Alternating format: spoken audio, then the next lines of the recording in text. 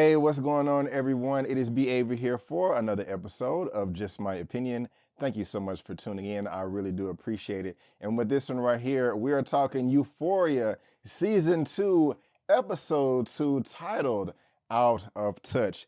And yes, guys, I'm really enjoying this series so far. Go ahead and be honest with you. This episode was not as good as the first episode in Season 2, but it was still a great episode, especially with the way it ended. And as each episode goes on, you know, it was always talking about or focusing on one specific character.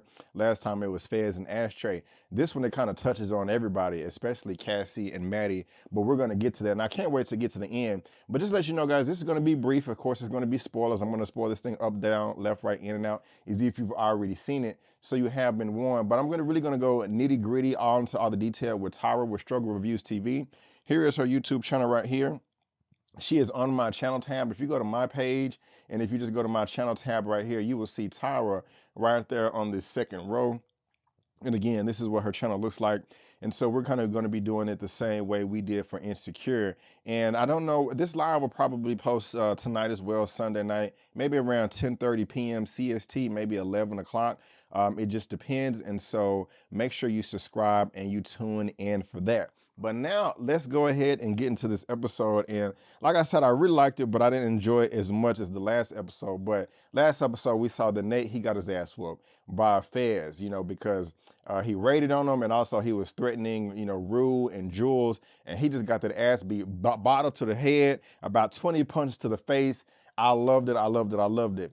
Now, in a lot in this episode, we saw that Lexi is like, oh my gosh, like, what's going on? You know, you was cool. You was asking me questions. We're talking about the winter solstice and this and that. And now you're over there beating this dude up. You know, what's going on? But she was still feeling him. And we saw later on when she went over to their establishment, to their drug house or whatever place you want to call it, their family business convenience store with Faye or whatever. But, you know, we're going to get to that. But they rushed Nate to the hospital. You know, he is daydreaming. He doesn't know if he's brain dead. Of course, Rue and Zendaya is coming through with the great narration. One of the things that I'm loving about this series, great narration by Noisette. She's knocking it out the park. Just saying, hey, is Nate brain dead? You know, how would he know? Because he's mentally damaged. I mean, his dad is horrible. He kind of messed him up, but still, that's not an excuse all the way. You know, but he's like imagining, you know, having a baby with Cassie. And he's also like imagining his dad tossing salads, and it's a bit much, you know. But he's like, hey, I cannot fantasize about this stuff too much because, you know, Maddie still has the disc or whatever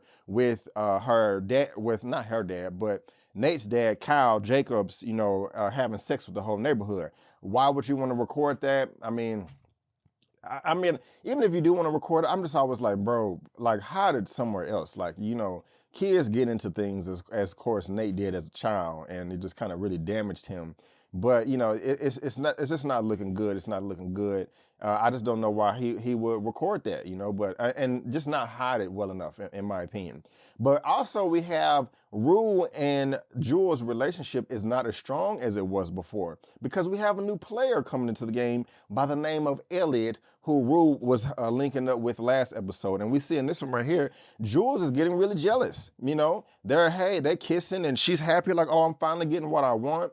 And then Elliot comes to the fold. Rue is freaking out, panicking, like, oh crap, man, if you don't tell her I'm on drugs, you know what I'm saying? She don't know that. Don't tell her what we did. Like, please, you know, and Elliot, he don't know because Rue told him, Rue was narrating, talking about, hey, I've been hanging out with this dude for the past few days. And I gotta be honest with you, of course, I don't mind Jules getting jealous at all. And I actually think the way she handled it was quite nice. I mean, it just, their exact interaction right now reminds me of two women that I knew when I was in high school that were gay or lesbian or experimenting, or you know, because that was at least one of them's first time being with a woman. I mean, because she was my best friend in high school. And I just remember seeing them argue and then like it looking exactly like Rue and Jules, which is like, oh my, it's not a big deal. She's like, oh my God, I don't know why you're taking such a small effing deal and making it a big effing deal. And just like, oh, you hurt my feelings. And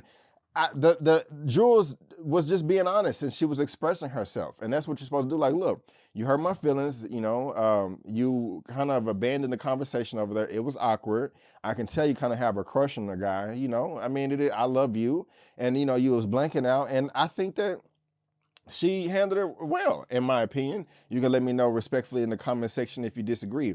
But Elliot comes over there like, hey, you know, hey, did I get you in trouble? I think we should do some drugs. Now, I feel kind of weird saying that Elliot is a responsible, not drug dealer, but I can't even think of the word drug doer. That don't even make sense.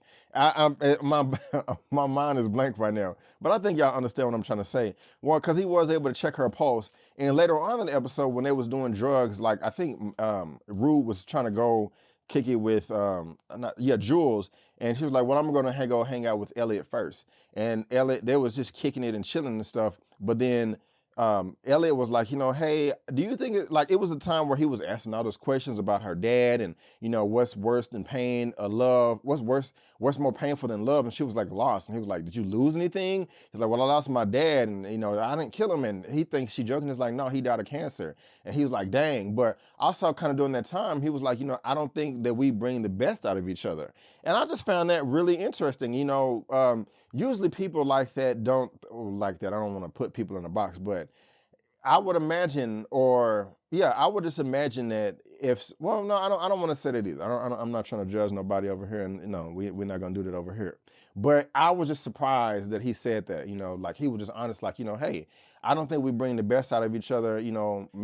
It's just I like that. At one other point in time, you know, Jules' dad was like, you know, hey, is Rue a good influence on you? And she was like, well, in this episode, and like, well, you know. She will help me get on the train, and the dad was like, she influenced you to get on the train, but then Jules came back and was like, yeah, but she's not the one that got on the train either. So I just kind of like how all these characters like kind of just checking each other, you know. That's dope right there. Now we got to move on over here to Kat. Kat, what are you doing with Kat? Kat is she's gaining more confidence. You know, she's wearing more loud, you know, makeup, green and blues and reds and pinks and stuff all on her face.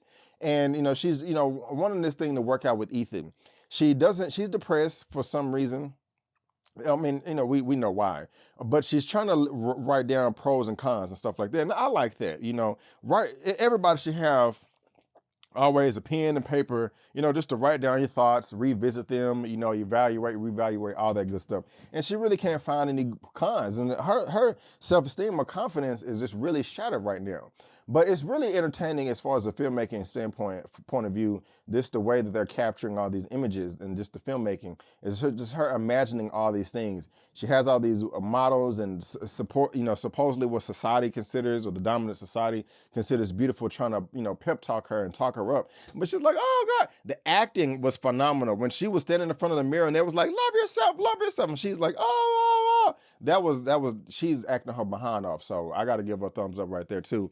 But she's also, you know, Ethan's like, hey, let me go to the bathroom real quick. Smoke comes, Dothraki dude over here, like he from Game of Thrones, comes and pierces his heart with a sword. His dick is as long as a ladder. She's like, oh my God. And he just bangs it. It's just silly, you know, just fantasizing. I mean, it's funny. You know, he was really giving it to her. I kind of felt weird, just like, man, you know, this is, you know, a high school chick, you know, but it is what it is. But, you know, Kat, you know, I mean, I don't know why she feels bad, but at least she talked Nathan up, because she was like, yeah, Nathan, because she's talking to the other girl and Maddie in the bathroom, like, yeah, Ethan came in and ripped my clothes off and effed a mess out of me. And I'm like, oh yeah, go Ethan, you know. So that's just, you know, kind of interesting right there.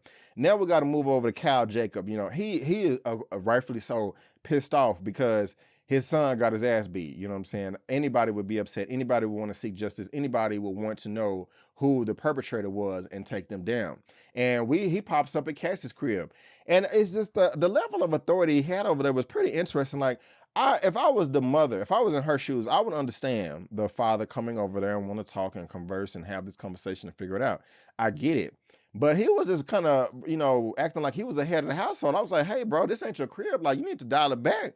Don't be talking to my daughter like that, because he was like, I'm not asking you, I'm talking to her. I'm like, hold up now. You don't pay no bills up in this mother effer. You know what I'm saying? Like, who you talking to? You know what I'm saying? Like, now I can help you find out who the perpetrator was, but you're just not going to be, no, you need to dial it back, player. And so that was just kind of, you know, interesting to me right there. You know, and what's her name? Cassie fell for the bait. And you know, he played it cool, like, hey, well, let's get the police involved. We're gonna start looking at the internets and the text messages and the whole conversation just to see what happens.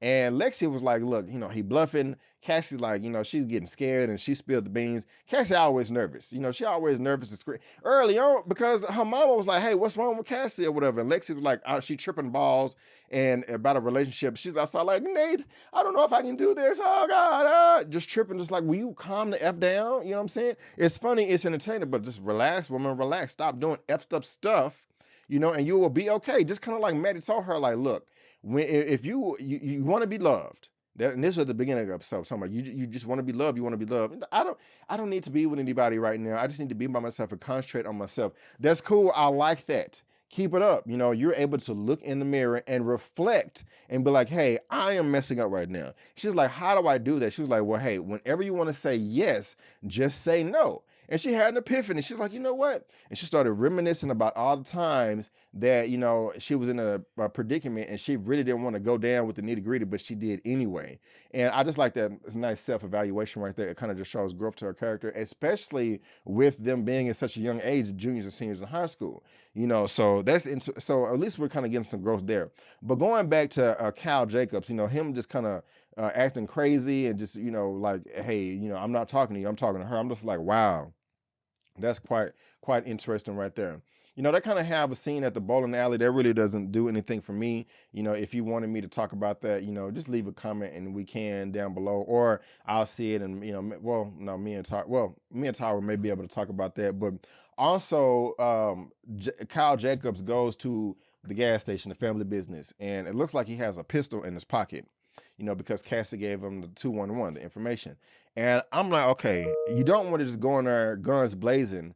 You can beat him up because you can. I said you can because he is an adult. Fez is not a child. He's not a minor. But Faye is in there. She just looks crazy, just out of there. Hi, with her lips and all this.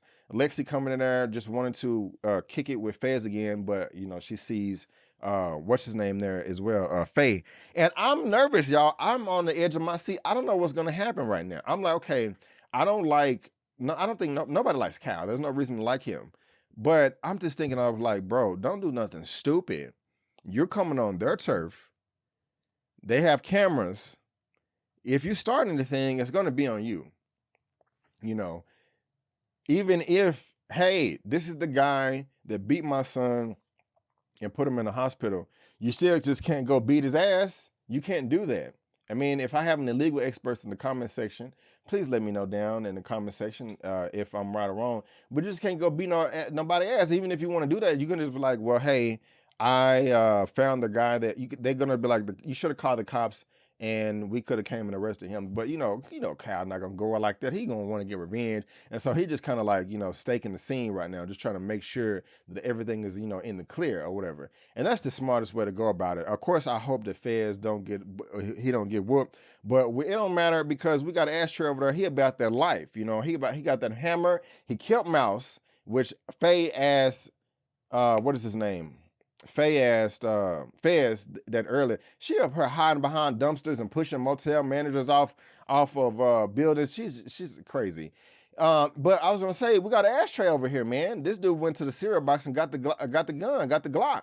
You know, he's ready. So this little 12-year-old boy is a soldier, and I like him, man. And I really did like that first episode of season 2. She's kind of just showing that backstory, and yeah. And so now we got Maddie. You know, Rue is riding her bike through the neighborhood. Not Cassie, but Cassie is linking up with Nate. He's breaking up with her. And they're just despicable. They smashing back and forth. You know, you was with Maddie, and then it's like you was with Maddie, and then Cassie, that's your best friend. Man, if Maddie finds out, she gonna burn down the world. Like a woman scorned, man, she gonna burn down, not the world, she gonna burn down the universe. But, you know, Cassie gonna run out the car, and then they gonna chase him, and then they're gonna end up smashing again. I'm just like, oh my goodness gracious, this is crazy. This is crazy. So I wonder, y'all think Maddie gonna find out? And if so, what do you think is gonna happen? You know, you think that somebody gonna end up dead? Let me know. But at the very end, guys, we gotta talk. Oh, also we gotta talk about, I don't know his name. I was trying to look it up before the show, but Coleman Domingo, I like this brother right here. I do. He is Rue's AA meeting leader. If y'all know his stage name, if y'all know his name, y'all let me know. But because I couldn't find it when I was looking on IMDb. But I like him. I really do. And he ends up meeting Rue's mom.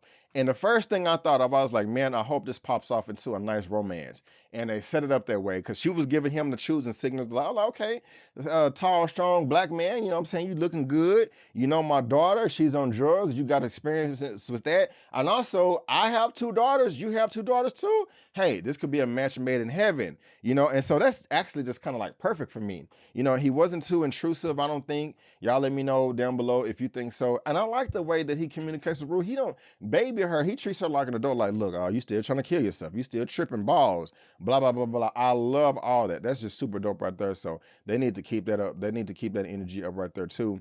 But we got this thing at the end right here where, you know, Cal Jacobs, Nate's dad, is like, hey, I want to talk, man. Why you letting this dude beat you up? And Nate's like, you sure you want to have this conversation? Like, yeah, I want to have it. All confident and stuff. He's like, well, yeah, remember that girl you effed, the girl you fucked named Jules? Yeah, the minor in my class. Yeah, she told this person, she told her best friend, Rue, and they told the drug dealer, and they're talking about going to the police. He looked Kyle over just like, fuck. Yeah, man, you caught. You are caught, man. And he can't do nothing. He can't do nothing. And one of the things that's crazy to me is Nathan looked like he finally was like, man, I got you by the balls. You have to do what I say, or I'm gonna release the tape. You know, I don't care. Do y'all think he should do that? Do y'all think he should blackmail his own daddy? I don't think he should, but he really could, and that's part of his character. But that's how the episode ends, guys, and we just gonna have to see and stuff. It's getting real. It is getting real out there. It is getting real. So y'all let me know, man, what y'all thought about this Euphoria Season 2, Episode 2, Out of Touch. I loved it. I'm going to go into even more details with Struggle Reviews. So make sure you subscribe. It's going down 10:30 p.m. CST on my channel. We're going to go live, live or recording. I'm going to premiere maybe about 45 minutes to an hour. And so make sure you do that. But guys, that is just my opinion. And I want to thank you so much for tuning in. If you like this video, please go ahead and give me the thumbs up and subscribe to the channel. Help me reach 35,000 subscribers. My next large milestone, and on my way to 100K by the end of the year. Again, guys, I just want to thank you so much for tuning in. And before you go, don't forget that my name is Brandon Keith Avery, and that's just my opinion. Peace. And click right here for all the other videos too.